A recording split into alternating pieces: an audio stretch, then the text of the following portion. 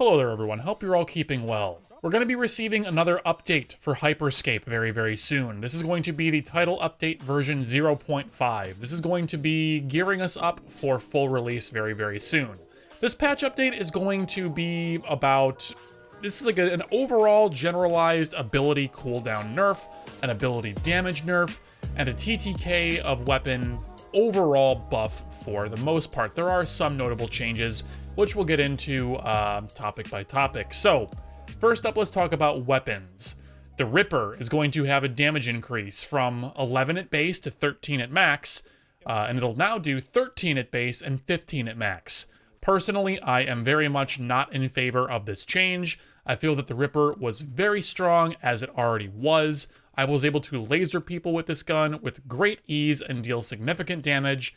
And now when I would be doing about 100 damage to someone before they could actually react to me hitting them and ducking behind cover, I will be picking people off for kills very often. And I'm not the best aimer out there. I really think that this Ripper buff is just going to make the good players better and not really make the average player more competitive. I think this might be a bit too much for the Ripper, but we won't possibly know until we actually get to play with it. Next up, we have a buff to the Riot 1. Again, we're going to be doing more damage at each level up. Previously, it did 26, 29, 31, 34, and 38 at max level. Now, it'll be doing a maximum of 29, 31, 33, 35, and 39 damage. So that is a buff of 1 damage at the top end and 3 damage at the low end. So kind of a sliding scale there. Again, I don't really think that this is necessarily a super necessary buff, but I will say that sometimes in some situations, if you have 2 really good guns, but you're just really struggling to find ammo, so you have to drop one for a level 0 Riot because it's all that's around, it could feel not so great in the late game when you're only dealing 26 per bullet, and you really need to hit those headshots, and even then, it just feels like it falls just a little bit short sometimes. So for endgame situations, it'll certainly make the Riot a little bit more consistent across the board. Although for early game, I'm a little dubious as to whether or not this is actually a good change, but again, time will tell. I don't think this is as egregious as the Ripper by any means. This might be completely fine, so not totally sure, but we'll try this one out and I won't complain about it too much. Next up, we have the Mammoth. So your damage per pellet has been increased to 6 as opposed to the old 5. However, the max level Mammoth is still doing 7 per pellet. So again, this is just a consistency update more than anything. The Mammoth, I thought, was plenty powerful as it was, but I guess for many people could feel pretty inconsistent if you're not hitting those really good meaty body shots. So I guess on average, you're going to be dealing a lot more damage with the Mammoth, but at the top end, once you get it to level 4, you're never doing more damage than you used to. It's just making it more consistent at the low end. So maybe that's fine. Maybe that'll drive people to stop using some other stuff like the Harpy or the D-Tap quite as much, and this might bring the Mammoth up in usage. So we'll see what happens there. Next up, and what is probably the biggest balance change for this entire update, the Protocol, the sniper rifle, is going to have a damage nerf. So currently, what it does is 50, 58, 65, 73, or at max level, 80 damage on a body shot. With a 1.5x multiplier, this means that you would do exactly 120 on a headshot at max level, which was a one-shot kill from anywhere on the map, any distance, as long as you got a headshot. The damage values in the Protocol have been nerfed across the board, well, all except the starting level. So you're now no longer going to be able to get those one-shot headshots from across map. At level 1, or rather level 0 I should say, you're still at 50 damage just like the old version, and then it progresses at 54, 58, 62, and 67 at top level. Assuming that the damage multiplier is in fact 1.5x for a headshot, and I'm not getting that wrong, you should be dealing 100 damage on a headshot with the max level sniper now. This is a change that on my stream I've been pretty vocal about over, well, the entirety of this game being out. I've always kind of felt like if they were to make the sniper no longer a one-shot headshot, I don't know how often people are actually going to run it. Whereas if you keep it as the one-shot headshot, I'm not sure that's entirely healthy for the game. I'm not sure how this is going to feel. I'm not sure if we're going to see the protocol drop significantly in usage numbers, especially with the Ripper being buffed in the way that it has been.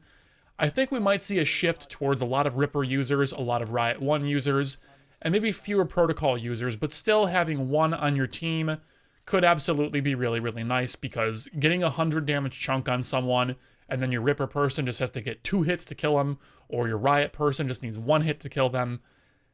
I mean, that's significant. That's still really, really strong. So, I don't know. Like, we'll see how it plays out. I am a bit dubious that this is going to be a major nerf to the protocol. I think that organized teams will find it still probably just fine, but I think a lot of pub stars who just love to stomp on people with the protocol and just can hit all these headshots day in and day out because they're gods at aiming, they may start to look elsewhere. Next up, we have the Hexfire. This is a change that I actually agree with, and I think is probably going to be really good for the game. So the damage of the Hexfire is being brought back to 4 at base, and 5 damage at max level, which is a buff from the previous 3, buffing up to 4 at max level. So we're back to the original damage numbers. However, the rate of fire has been dropped from 1000 RPM to 900 RPM. So this should help to keep the DPS in check. This should help to make the gun feel like it's still strong and worth picking up and stacking up to get that 5 damage per bullet as opposed to 4. But maybe the DPS is a little bit lower, and with the Ripper getting buffed alongside the Riot getting buffed, I think that the Hexfire should have a little bit more competition now and shouldn't be just this insane overpowered cannon that it was back at the game's beta launch. Plus the Harpy has been added as well, which has an insane DPS in its own right, so I think I'm okay with the Hexfire's damage going up and the DPS overall going up here, because it'll just feel more competitive and less like a worse version of the Ripper or Harpy. Next up, we have something that I very much disagree with, but maybe won't actually make that much of a difference. The Skybreaker has had its damage buffed. Previously, it would deal 40, 46, 52, 58, all the way up to 64 damage at top level, whereas now it'll be dealing 50, 54, 58, 62, and all the way up to 67. So at the bottom end, you're getting a 10 damage buff. At the top end, you're getting a 3 damage buff. As a trade-off, the physical pushback has been reduced by 100%, so there is no more pushback when you're shot by the Skybreaker, so it just deals damage to you and does not interrupt any action that you're doing. It also deals high environment damage, according to the patch notes. I'll be honest, I have no idea what that means, but that is now a thing, apparently. This is another gun that I've been pretty vocal about on stream. I've always felt like the Skybreaker was pretty overpowered. Then they dropped it from 80 damage at max to 67 at max, or excuse me, 64 at max, which was a change in the right direction, but I still felt as though it was probably too much. I've always felt like it should do probably below 60 damage at max level, because getting hit by 2 Skybreakers and just exploding from across the map is not fun, it's not interactive, it's just, I don't think, good for the game. And making it so 2 people on your team running gold Skybreakers can't just delete you, or getting hit by 1 Skybreaker plus a body shot from the protocol, or, you know, something like that. Just eliminating that from the game and making people have to actually aim in a first-person shooter, all about aim and movement, I think would be a positive change. So I don't agree with the damage buff here. I really think they should drop it to like 59 at max, so that way, you know, 2 Skybreakers will not kill. Maybe even a lower damage number. I haven't done the math like for protocol shot plus Skybreaker shot, but maybe it would take like a max protocol body shot plus a max Skybreaker hit in order to get a kill on someone. And then if you don't have either one leveled, it's not a kill. You know, I don't know where the balance should be, but I think that that is something that the developers really should be looking at, is teams that have someone with a sniper that can actually aim and someone who is just, you know, whether they can aim or not is irrelevant, because the Skybreaker, it's just so hard to actually miss with, that like hitting a max Skybreaker and then having, you know, your god tier player with the protocol just tapping him in the body and cleaning up all the kills, just, it doesn't feel fair or fun to be hit by that. It really, really doesn't. Next up, we've got the salvo. The damage of the salvo has been decreased yet again. I don't really know why this happened, but it did. So previously, the salvo dealt 27 per shot. or 34 on a max level salvo. You're now dealing 20 per shot with a max of 24. So the level 4 salvo is now weaker than the previous level 0 salvo in terms of damage. As a trade-off for this, your explosion area of effect has been increased back up to 4R from the previous 3R. So again, I assume the R stands for radius. I don't know an actual measurement of how big this radius is, but that is roughly a 33% increase in radius, so it should be a little bit more easy to actually hit people with this thing, but you're dealing less damage per explosion. The physical pushback has also been reduced by 100%, so there is no more pushback by being hit by the salvo at all. This should make the gun much easier to play against in those indoor situations where people would just spam the salvo around corners, but I really don't know if this is necessarily a healthy change for the salvo. No one was using the salvo anyways. I don't understand why we're nerfing the damage even more. Maybe just reducing the pushback significantly, but not by 100%, letting it still have some pushback and still be irritating against people, letting it still have the good 4R radius, and then maybe keeping some of its old damage, not dropping it down to 20 from 27 would have been better. We'll see what happens. I'm upon reading these patch notes, not into this change, and we'll see what happens. Next up, we have the Komodo, and I'll be honest, I'm pretty upset with this change too. We see the damage increasing from 25 per shot, or 30 at max level, going up now to 29 at base and 34 at max. So the Komodo, I feel like, was great at its launch balance when it was dealing like 20 damage on a direct hit. I thought that that was fine, and then it was doing, I think, 25 on max level. I think that was fine as it was. I was still destroying people with the Komodo, like, no problem. Getting direct hits in the air and just feeling really good about it. That all felt good, and I didn't think it needed a buff. And then they just made the damage more, they made the damage more, they made the damage more, and then they reduced the AoE, so you at least were trading off the better damage for having to hit directs more frequently. And now they're kind of regressing. It's like the Komodo is now doing crazy amounts of damage. It's almost a 4-shot. The radius is back up to its original 2.5, so even if you don't shoot that close to your target, you have a huge explosion splash radius.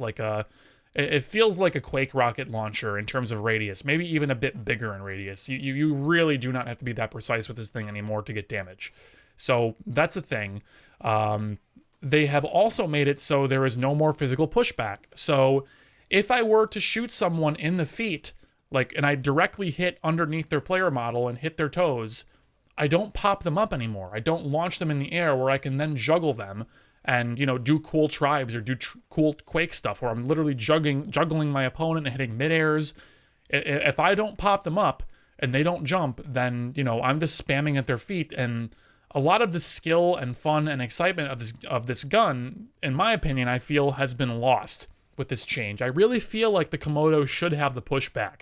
It should have the ability to pop people up, and then I can hit air shots on them and chain air shots and have really high skill damage on them. And that's just really, unfortunately, not a thing. So I don't know what to think about this one. I'm going to try the Komodo out, I think, more than anything. Well, rather, Komodo and Ripper are going to be the big two that I'm going to be playing with mostly once this update hits.